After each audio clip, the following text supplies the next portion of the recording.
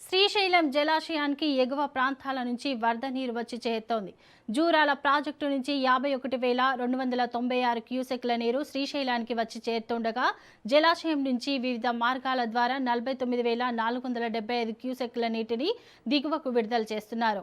ప్రస్తుతం శ్రీశైలం డ్యాం పూర్తి స్థాయి నీటి మట్టం 885 అడుగులు కాగా ప్రస్తుతం నీటి మట్టం 878.90 అడుగుల వద్ద కొనసాగుతోంది. అలాగే ప్రాజెక్టు పూర్తి స్థాయి నీటి నిల్వ సామర్థ్యం 215 టీఎంసీలు కాగా ప్రస్తుతం 182.60 టీఎంసీల నీరు నిల్వ ఉంది. మరోవైపు జలాశయంలోని కుడిగట్టు, ఎడమగట్టు జల విద్యుత్ కేంద్రాలలో విద్యుత్ ఉత్పత్తి నిరంతరంగా కొనసాగుతున్నట్లు అధికారులు వెల్లడించారు.